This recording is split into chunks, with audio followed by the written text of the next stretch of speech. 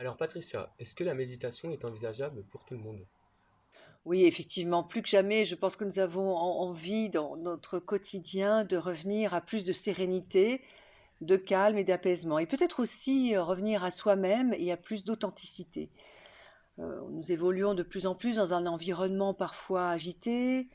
Nous vivons aussi dans beaucoup de sursollicitation à travers la multiplication des tâches, le bruit, les nouvelles technologies qui nous envahissent de plus en plus.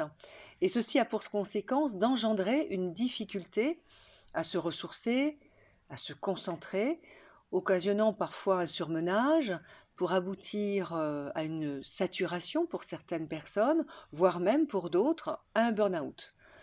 Mais plus simplement, il est aussi parfois difficile, ne serait-ce que de se centrer sur une tâche, ou même offrir à notre interlocuteur une véritable écoute, une véritable attention, sans pour cela être attiré par nos SMS. Ça peut être aussi un retour à nous-mêmes, à notre propre histoire, bref, tout ce qui nous préoccupe et qui nous coupe à ce moment-là de notre véritable écoute.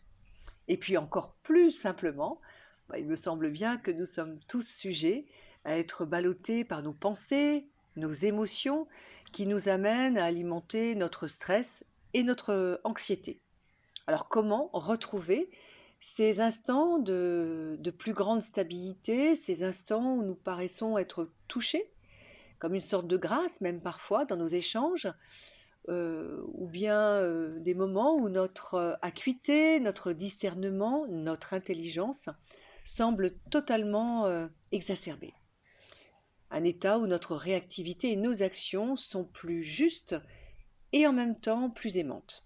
Eh bien cet état d'être, ou devrais-je dire cette qualité d'être, nous pouvons la retrouver régulièrement d'ailleurs à partir d'un entraînement à la méditation et notamment la méditation de pleine conscience.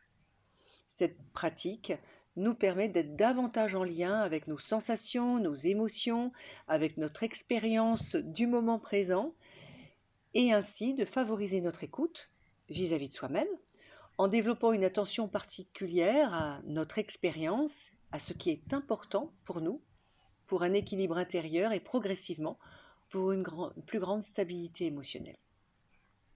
En fait, revenir à soi, il y a plus d'authenticité avec ce qui fait sens, c'est contribuer à notre mieux-être et cela passe effectivement, dans un premier temps, par écouter ce qui se passe à l'intérieur de soi, au moment où nous vivons les expériences, écouter nos sensations en lien avec notre expérience, donc, permettant alors de répondre à la question, là, que se passe-t-il maintenant pour moi?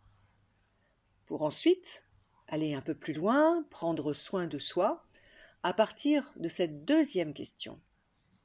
Et là, de quoi ai-je besoin? Étant donné que la plupart du temps, nous sommes centrés plus sur notre mental qui, en plus, est en pilotage automatique, c'est-à-dire là, mais pas vraiment là, une pratique régulière s'impose pour être dans cette qualité d'être, cette qualité de présence. Cet entraînement à cette présence face à nos expériences du moment, c'est ce qu'on appelle véritablement la pleine conscience, nous permettant alors de prendre soin de soi en répondant à nos besoins, comme je l'ai déjà dit, mais également à nos valeurs, et ceci nous permettant de nous rapprocher donc de notre définition du bonheur, en tout cas de notre mieux-être. Alors je te parle d'un entraînement, car c'est effectivement un effort qui sera nécessaire. Cet entraînement, à travers les ateliers de méditation guidée et des instructions proposées, favorisera l'émergence de nouvelles ressources et compétences dans le quotidien de chacun.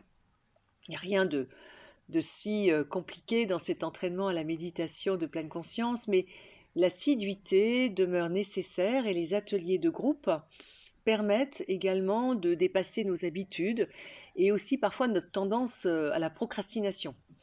Car ici, le groupe est porteur, soutenant, et la régularité des rencontres donne l'élan et facilite nos pratiques dans notre vie professionnelle et privée.